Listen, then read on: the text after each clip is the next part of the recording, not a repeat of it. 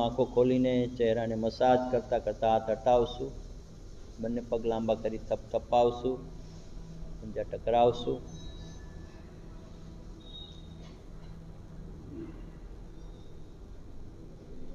આનાથી પણ ઇફેક્ટિવ પ્રાણાયામ કરવાનો છે.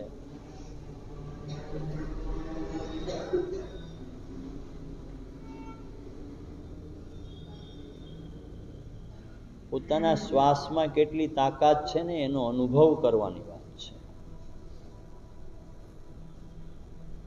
અને અનુભવ ક્યારે થાય? જ્યારે ફાયદો થાય ત્યારે થાય. શરીરના રોમે રોમની અંદર એક નવી ઉર્જા, એક નવી શક્તિનો સંચાર થઈ જવો જોઈએ.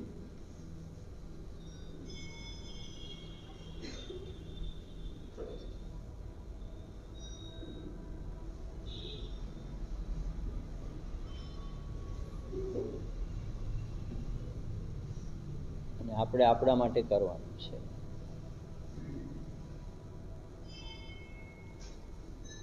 જેટલું કરીએ એટલું આપણને મળશે.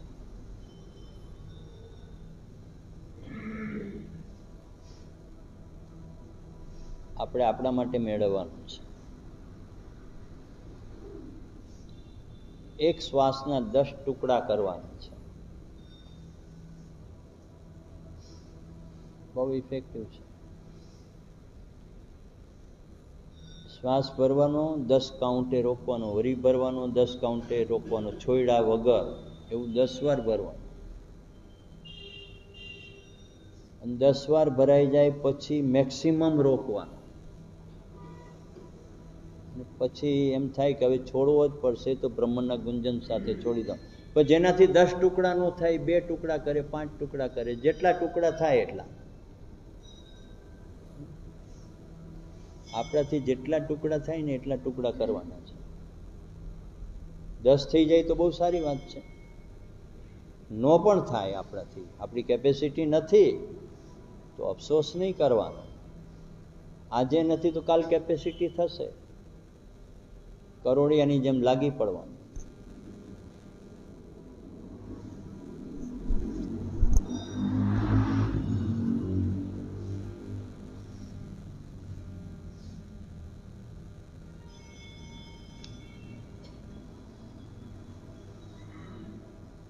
તો હું એક રાઉન્ડ કરી બતાવું છું. તમારે તમારી કેપેસિટીમાં, હું મૂળભૂત સ્થિતિને પ્રાપ્ત કરવા માટે, પહોંચવા માટેની વાત કરું છું. પણ તમે તમારી કેપેસિટી મુજબ પહોંચજો. આપણાથી કોઠારિયા સુધી હલાય તો કોઠારિયા સુધી જ હાલવાનું, ગોંડલ સુધી હાલવાનું નહીં. આપણે ચોટીલા હાલીને જતા હોય ને બામણ બોરે અટકી જાય તો અટકી જવાનું, ત્યાંથી વાહનમાં બેસી. ના ના, હું તો હવે હાલીને જ જઈશ તો પછી પથારી. એવું નહીં કરવાનું. આ બધા મારા અનુભવની વાત કરું છું. એવું જીદે નહીં ચડવાનું કે ના હું તો આટલું કરવાનું જ, કરવાની જ, રેવા દેજો. આ તો શ્વાસ છે, સિંહથી પણ તાકાત વાળો છે. આ સિંહને માત આપે એવો શક્તિશાળી પ્રાણવાયુ છે. એટલે એની સાથે સમજી વિચારીને વહીવટ કરવા. બરાબર? જોઈ લેશું.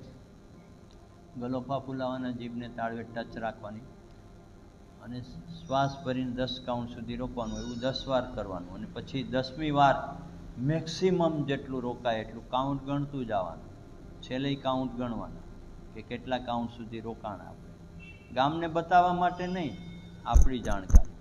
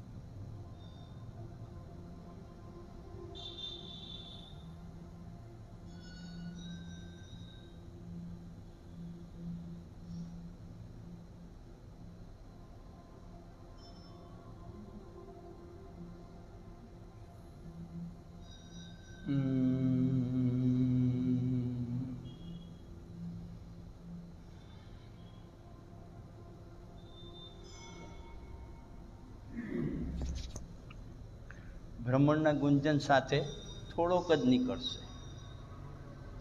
તમે લીધો જાજો. આપણે તપેલામાં પાણી ગરમ કરવા મૂક્યું હોય ને તો જાજી વાર એને ઉકાળી તો શું થાય? તપેલામાં જ પાણી ઓછું થવા માંડે.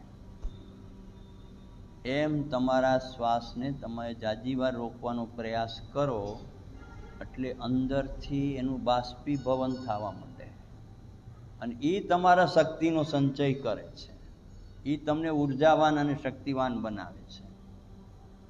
એટલે થોડોક જ નીકળશે અને થોડોક નીકળ્યા પછી પાછો ભરવાનો છોડવાની જરૂર પડશે, કારણ કે અંદર ખાધ ઊભી થઈ છે. એટલે 2-3 વાર ભરવાનો છોડવાનો આરામથી. બરાબર? આવું જ્યાં સુધી હું વિશ્રામ ન કહું ત્યાં સુધી કરવાનું છે. પણ 2 વાર ભરાય, 2 વાર, 5 વાર ભરાય તો 5 વાર, 10 વાર ભરાય 10 વાર, 7 વાર ભરાય, 6 વાર ભરાય, 3 વાર ભરાય, એની બહુ ચિંતા નહીં કરવાની. આપણે જ્યાં અટકા ત્યાં લાંબો રોકવાનો પ્રયાસ કરવાનો. અને લાંબુ ન રોકાય તો બ્રહ્મના ગુંજન સાથે છોડીને 1-2 લાંબા ઊંડા શ્વાસ લઈ લેવાના. કોઈની સાથે સ્પર્ધા નથી. સ્પર્ધા આપણી જાત સાથે છે. બીજાની હારે સ્પર્ધા કરશો તો દુઃખી થશો, પણ જાત સાથે સ્પર્ધા કરશો તો શાંતિ મળશે. સ્ટાર્ટ.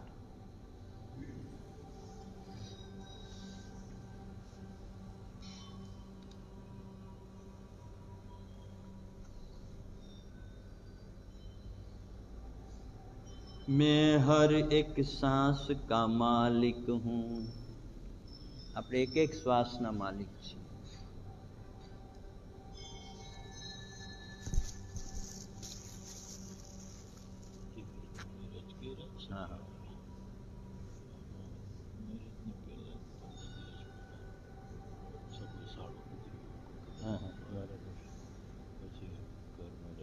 હા, હા, એમ જ હોય. બરાબર છે, સ્વાભાવિક છે. ના ના, એવું હોય જ નહીં. તો મને ખ્યાલ જ આવી. બધું કાંઈ એવું પ્રોબ્લેમ હોય તો જ. મારું સારું ભાઈ હા, સાવ રિસન્ટ ના ના, બરાબર છે, સ્વાભાવિક છે. કારણ કે એ પરિવાર જ કહેવાય ને આપણું. સારો હોય કે ભાઈ હોય, પરિવાર જ કહેવાય. વ્યવસ્થિત પતિ. હા હા, બરાબર. દીકરી ભાઈ. હા હા, તકલીફ પડી. હા હા, બરાબર. દીકરી. હા, બરાબર. હા, બરાબર. હા હા, થાય તો ખરું. દીકરીની વિદાય તો મૃત્યુ કરતાં વહમી હોય છે. કે દીકરીની વિદાયો તો છે ને મેં જોઈ છે. ભલે મારે દીકરી નથી, દીકરાને ઘરે દીકરીઓ છે એ જોશો. એ સિવાય આપણે બીજાનું જોયું બહુ અઘરું છે. ભલે આપણને ખબર છે કે અહીંયા સુખી થવાની છે, બધી વાત બરોબર છે, પણ છતાંય બાપ છે, માં છે, એમ થાય. 24 વર્ષ પછી કાલે છેલ્લે સામે જવાનું. બરાબર છે. અમદાવાદ. બરાબર. બસ સારી રીતે પતી ગયું.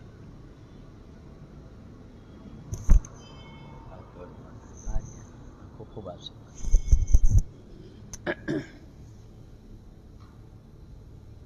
તો પરમાત્માની બનાવેલી આ સૃષ્ટિની અંદર એક જ વસ્તુ મહાન છે જેની આપણે અવગણનાઓ કરી છે. યુગો યુગોથી અવગણના કરતા આવ્યા છે. પણ મેં તો ગઈકાલે કીધું તું ને આજે કહું છું કે બહુ નસીબદાર છો તમે કે આ પ્રકારના પ્રાણાયામો તમને કરવા મળે છે.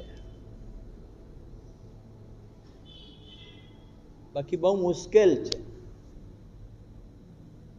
આપણા કોઈ એવા પૂર્વના પુણ્યો છે કે આપણને આ વિશેષ પ્રાણાયામ વિશે જાણકારી મળે છે અને કરવાનો મોકો મળે છે.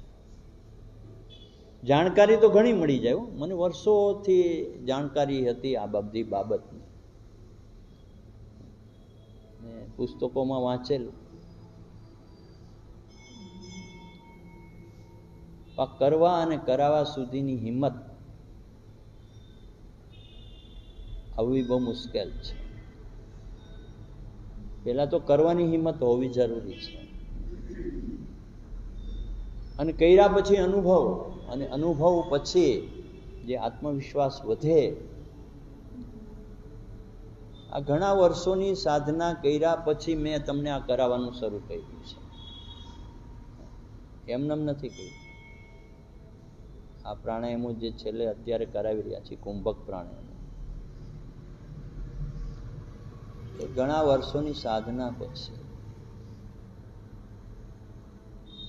સ્વયંનો અનુભવ, શારીરિક અને માનસિક, આર્થિક અને સામાજિક ને આધ્યાત્મિક,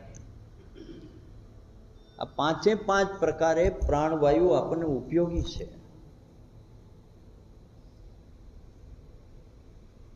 આ ખાલી જીવવા માટેનું સાધન નથી, ભવસાગર તરી જવા માટેનું સાધન છે.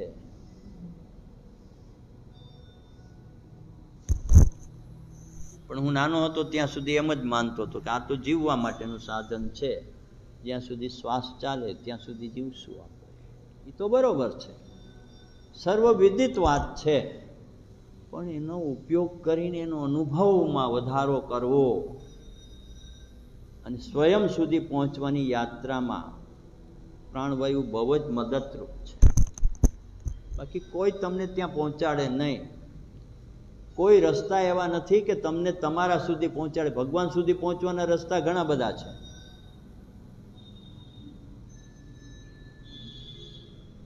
તમારે પોતા સુધી પહોંચવા માટેનો આ એક જ રસ્તો છે.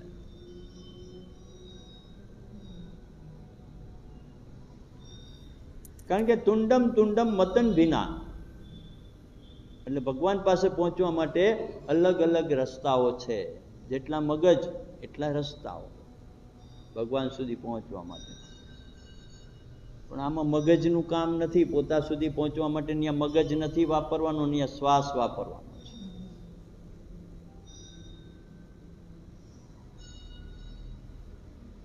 અને શ્વાસને એક ભગવાન કૃષ્ણ સમજી ગયા હતા. રામ પણ સમજતા હતા, નહોતા સમજતા એવું નહોતું. એને વશિષ્ઠ મુનિ પાસેથી યોગની દીક્ષા લીધેલી ભગવાન રામે. એના માટેનું આખું એક્સ્ટ્રા શાસ્ત્ર છે, યોગ વશિષ્ઠ. કે યોગ વશિષ્ઠ દ્વારા 29,000 શ્લોકોથી એને દીક્ષિત કરવામાં આવ્યા હતા ભગવાન રામ.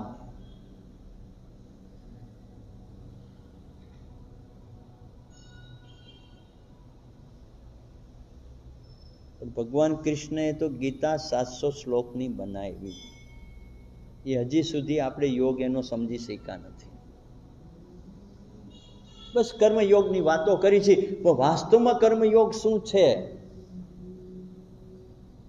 કોઈ નહીં જાણતા. શું કામ એ નથી જાણતા? કારણ કે એ ભૌતિક જગતના વ્યૂહની અંદર ફસાયેલા છીએ આપણે. એટલે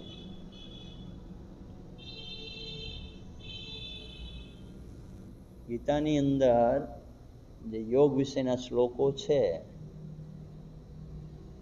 112 શ્લોક છે. બાકીના બધા શ્લોક છે એ યોગની વિસ્તૃતિકરણ સમજાવવા માટે છે. જેમ પતંજલિની અંદર યોગ દર્શનની અંદર બધા શ્લોકો મહત્વના છે, પણ એમાં 2 શ્લોક જે સ્ટાર્ટિંગ બેઝના છે ને એ બહુ સમજવા જેવા છે. એની ઉપર આખા પતંજલિ યોગ સૂત્રનો આધાર છે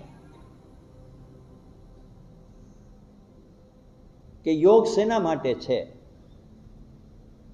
અથઃ યોગ અનુશાસનમ, આ પહેલો શ્લોક છે, પહેલું સૂત્ર છે કે યોગ કરવાથી અનુશાસન આવે છે. અનુશાસન પૂર્વક યોગ નથી કરવાનો. જીવનમાં અનુશાસનને પ્રસ્થાપિત કરવું હોય તો યોગ કરો. આ પહેલું સૂત્ર એનું ન્યાથી શરૂ થાય છે.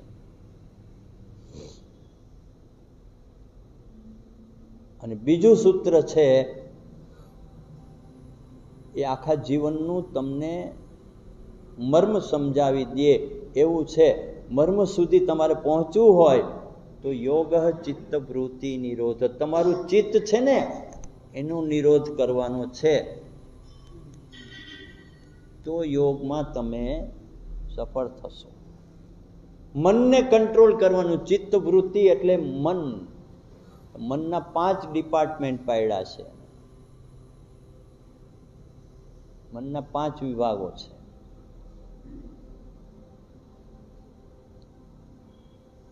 મન છે ને કોઈ દી પ્રમાણ વગર માને નહીં. આ મનની મુશ્કેલી છે. અને થોડી ઘણી આવડત હોય ને થોડી ઘણી સમજણ હોય ને તો મિથ્યા જ્ઞાન જાજુ હોય. હકીકતમાં કાંઈ ન હોય, મિથ્યા વાતો જ હોય. મોટી મોટી વાતો કરે અને લોકોને ભરમાવે, એને મિથ્યા જ્ઞાન કહેવાય છે.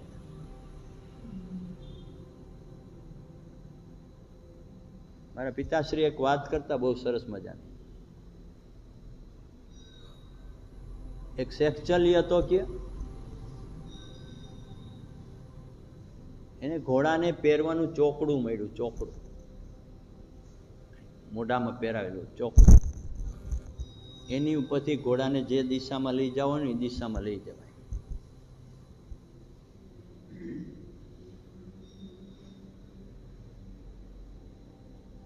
તો ચોકડું મળ્યું એટલે એ તો ઘોડે સવારી કરીને ઘરે આવ્યો. એ કે હું ઘોડે બેસીને આવ્યો છું. હવે કોઈને દેખાય નહીં ઘોડો. એ કે ક્યાં છે ઘોડો? એ કે આ રહ્યું ચોકડું મારા હાથમાં છે ને. ખાલી ચોકડું મારવાથી ઘોડો નો ઘોડા સવારી આવડે નહીં. ઘોડે સવારી કરવામાં ઘણી મહેનત કરવી પડે, ઘણું શીખવું પડે, ઘણી વાર પડવું પડે, ઘણી વાર છોલાવવું પડે, ઘણી વાર ઘોડાની લાતું ખાવી પડે, તે ઘોડે સવારી થાય. એમને ન થાય.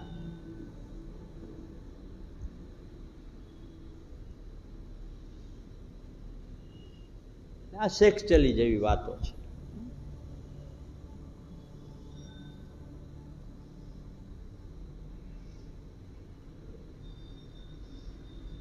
તો મિથ્યા જ્ઞાન, અને મિથ્યા જ્ઞાન પછી આવે છે વિકલ્પ. આપણને દરેક વસ્તુના વિકલ્પો જોઈએ છીએ. આમ નો થાય તો આમ કરી નાખો, આમ નો થાય તો આમ કરી નાખો. મૂળ વસ્તુ ન મળે તો એના વિકલ્પો. મૂળ સુધી પહોંચવાનું છે યોગની અંદર. અને મૂળ છે પ્રાણવાયુ. યોગનું મૂળ તત્વ જે છે એ પ્રાણવાયુ છે.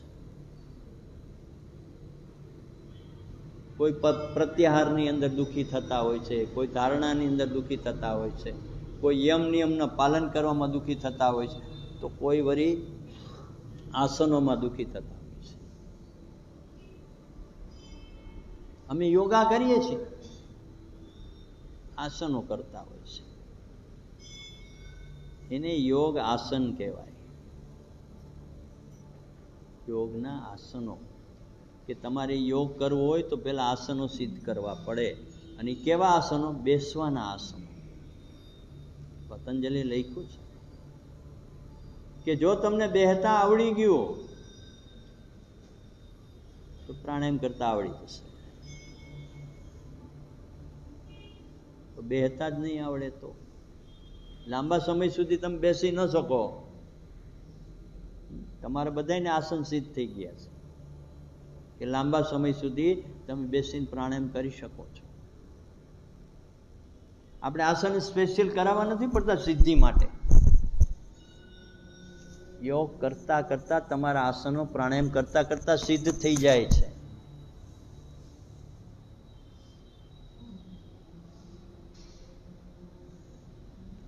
તો આ છેલ્લો રાઉન્ડ છે. છેલ્લો અંતરકુંભક કરીને બંને હાથની હથેળી ઘસીને આંખો ખોલજો. છેલ્લો અંતરકુંભક. છેલ્લો રાઉન્ડ પૂરો કરવાનો છે, પછી આગળ પ્રાણાયામ નથી.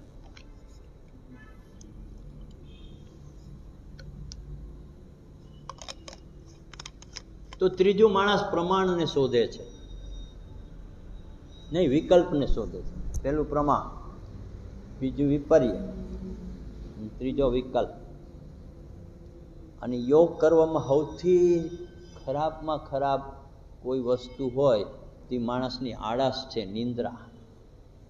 માણસની નિંદર અને આળસ કોઈ દી યોગ કરવા દે નહીં. હજી હુતા છીએ થોડી વાર, હમણાં ઉઠશું પછી કરશું, બપોર પડી જાય. અને છેલ્લે ન્યાય તમે પહોંચી જાઓ તો પુરાની યાદે, અમે પેલા આમ હતા ને પેલા તેમ હતા ને હવે આ બધું આમ થઈ ગયું, આ તેમ થઈ